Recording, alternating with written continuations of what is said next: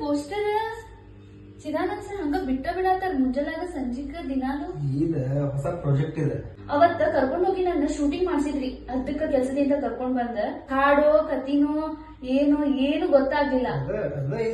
ಅಲ್ಲ ನಿಮ್ ಚಿದಾನಂದ್ ಸರ್ ಈಗ ಸೊಸೈಟಿ ಒಳಗ ಆಗತ್ತಿರೋ ದೌರ್ಜನ್ಯದ ಬಗ್ಗೆ ಏನು ಕಾಣಿಸಂಗೇ ಇಲ್ಲ, ಅದ್ರ ಬಗ್ಗೆ ಬರಿಬೇಕಂತ ಅನ್ಸಂಗೇ ಇಲ್ಲ.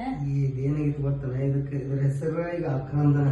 ಸಮಾಜದೊಳಗ ಹೆಣ್ಮಕ್ಳ ಬಗ್ಗೆ ಆಗುವಂತ ದೌರ್ಜನ್ಯಗಳ ಬಗ್ಗೆ ಅನ್ಯಾಯದ ಬಗ್ಗೆ ಧ್ವನಿ ಎತ್ತಬೇಕಂತ ಒಂದ್ ಒಳ್ಳೆ ಮೆಸೇಜ್ ಇಟ್ಕೊಂಡನ ಇದನ್ನ ಹಾಡು ಬರ್ದಾರ ಅವ್ರ. ಹಾಡ ನಾ ಹಾಡ್ತಿದ್ನಲ್ಲ, ಆಲ್ರೆಡಿ ಎಲ್ಲ ಹಾಡಿ ಮುಗಿಸ್ಬಿಟ್ಟೆ. ಒಂದ್ ಶೂಟಿಂಗ್ ಮುಗಿದದ, ಇನ್ನೇನ ರಿಲೀಸ್ಗಷ್ಟೇ ರೆಡಿ ಐತಿ.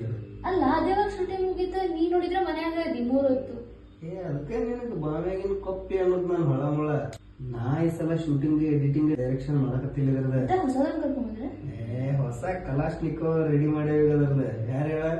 ಚಿದು ಅಣ್ಣನ ಮಗ ಸುಮಿತ್ ಭಜಂತ್ರಿ. ಆ ಸಣ್ಣ ಹುಡುಗ ಮಾಡ್ತೈತಿ. ಅವ ಈಗ 14 ವರ್ಷದ ಹುಡುಗನ ಅವ್ನ ವರ್ಕ್ ನೋಡಂತೀನಿ. ಹಿಂಗ್ ಮಾಡ್ಯಾರ ಗೊತ್ತ, ಅನ್ನ ವರ್ಕ್ ಮಾಡ್ಯಾರ. ಬಾಳ ಅಂದ್ರ ಬಾಳ ಮಸ್ತ್ ಆಗೈತಿ, ರೆಡಿ ಆಗೈತಿ. ಈಗ ಅಕ್ಟೋಬರ್ 1ನೇ ತಾರೀಕು ರಿಲೀಸ್ ಮಾಡ್ಬೇಕಂತ ಮಾಡ್ಯಾರ. ಅಕ್ಟೋಬರ್ 1ನೇ ತಾರೀಕು ಆಕ್ರಂದನ ಅನ್ನೋದು ಒಂದು ಒಳ್ಳೆ ಒಂದು ಸಾಂಗ್ ಬಿಡುಗಡೆ ಆಗತ್ತೈತಿ. ಒಳ್ಳೆ ಮೆಸೇಜ್ ಐತಿ, ಎಲ್ಲರೂ ತಪ್ಪಲಂಗ ನೋಡ್ರಿ. ಎಸ್ ಆರ್ಟ್ ಮೀಡಿಯಾ ಅನ್ನೋ ಯೂಟ್ಯೂಬ್ ಚಾನಲ್ ಒಳಗ ಆಮೇಲೆ HD ರಾಕರ್ಸ್ ಜೊತೆ ಕೊಲಾಬರೇಟ್ ಆಗಿ ಈ ಸಾಂಗ್ ಬಿಡುಗಡೆ ಆಗತ್ತೈತಿ. ಹೊಸ ಟ್ಯಾಲೆಂಟ್ ಸುಮಿತ್ಗ ಸಪೋರ್ಟ್ ಮಾಡ್ರಿ. ನಾನು ನೋಡ್ತೀನಿ, ನೀವು ನೋಡ್ರಿ. ಲೈಕ್, ಶೇರ್ ಮತ್ತೆ ಸಬ್ಸ್ಕ್ರೈಬ್ ಎಲ್ಲ ಮಾಡ್ರಿ. Thank you.